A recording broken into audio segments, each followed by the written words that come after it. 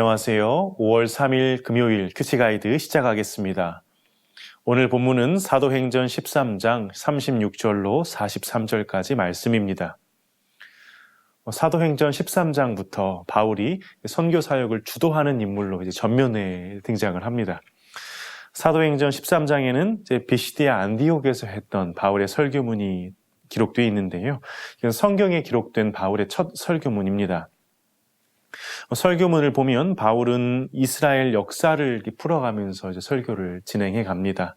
이스라엘이 이 나라가 어떻게 시작이 됐는지, 우리 조상들이 어떻게 광야를 지나서 가나안 땅에 들어갔는지, 이러한 이스라엘의 역사를 설명해 오는데, 다윗 왕까지만, 이제 구약을 쭉 오다가요, 다윗 왕까지만 언급을 합니다.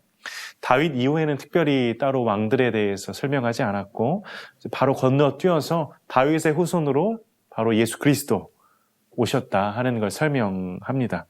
그러니까 이 바울의 설교는 예수가 메시아이심을 증거하는 게 주된 내용이고 목적입니다. 이 설명을 위해서 이제 다윗을 언급하면서 다윗 언약을 얘기했고요.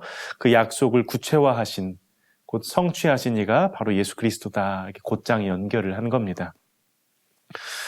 바울은 이 구약의 역사가 이 목적을 가진 역사였음을, 곧 하나님께서 구약 시대를 통해 약속하신 대로 메시아를 보내셨음을 얘기하고 있는 겁니다. 하나님께서 이스라엘이라는 도구를 어떻게 쓰셨는가, 나아가 하나님이 대체 무엇을 하려고 인류의 전 역사 가운데 이스라엘 백성을 택하셨는가, 이걸 밝히 보여주고 있습니다. 바울의 설교문을 조금 더 자세히 살펴보겠습니다. 관찰 질문 1번입니다. 다윗과 예수님의 죽음의 차이점은 무엇입니까? 바울은 23절부터 예수 그리스도에 대해서 설명하는데, 예수님을 설명할 때 특정한 인물을 서로 대조해서 이렇게 비교해서 설명을 합니다. 그래서 오늘 본문은 이제 다윗하고 예수님을 이렇게 비교하죠. 다윗은 유대인들이 참 존경하는 인물인데, 그는 죽어서 조상들과 함께 묻혔다. 장사되었고 육신이 썩음을 당했다. 예수님은 37절은 하나님께서 살리신 이라고 예수님을 표현하죠. 예수님은 썩음을 당하지 않았고 부활하셨다 말합니다.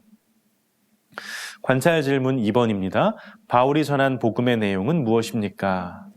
예수 그리스도를 설명하면서 마지막에 가서 강조하는 건 예수를 힘입어 죄사함을 받았다는 겁니다.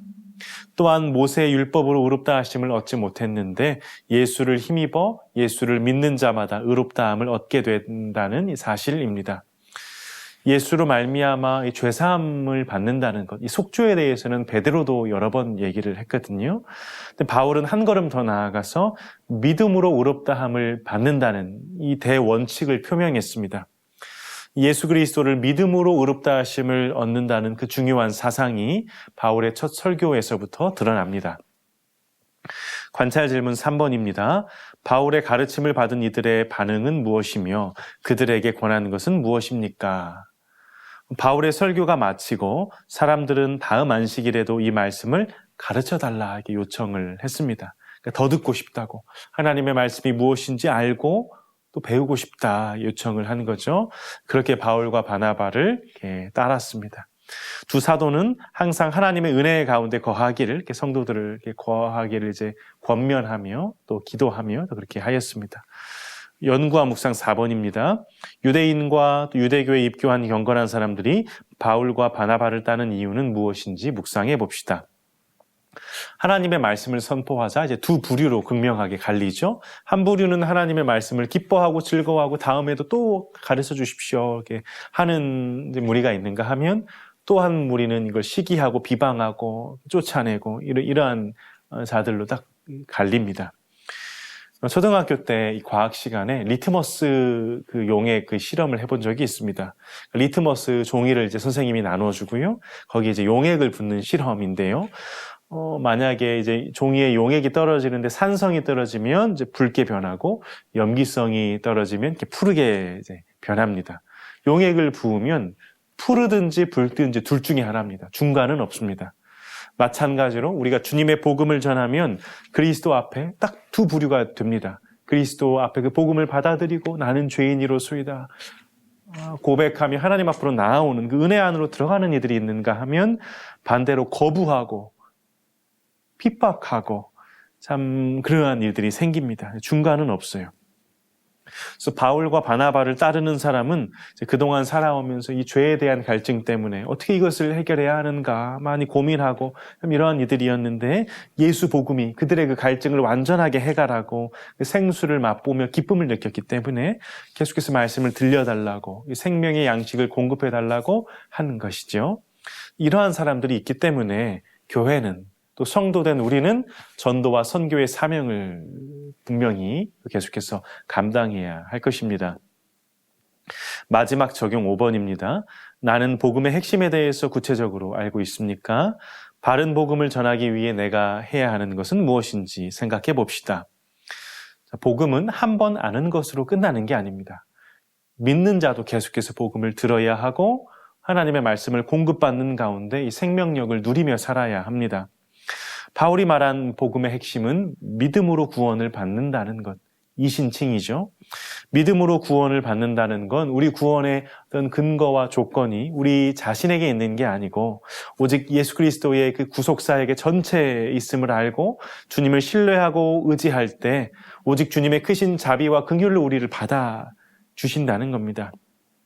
그래서 어디에도 우리의 결단이나 어떤 의지나 행동이 구원의 조건으로 설 자리는 없고 오직 은혜와 믿음으로 구원을 받는 겁니다. 바울은 율법에 있어서 정통자요, 또 율법을 철저히 지킨 사람이었습니다. 그런 그가 결국에는 율법 지키는 걸로는 구원받을 수 없다 얘기했습니다. 바울은 나는 못했지만 너희는 더 열심히 지켜라 이렇게 하지 않았고요. 오히려 이렇게 얘기했습니다. 예수 그리스도를 믿으라. 그리하면 죄사함을 받고 의롭다함을 얻을 것이니라. 주께서 예수 그리스도의 속량을 통해 값없이 주신 그 의로움, 값을 매길 수 없는 그 구원의 사실 앞에서 오늘 마땅히 하나님께 찬송과 감사를 올려드리기를 소원합니다. 나아가 값없이 의롭다 하심을 받고 그분의 자녀된 우리가 우리의 주요 아버지 되시는 하나님을 사랑하고 점점 더 그분을 닮아가게 되기를 소원합니다.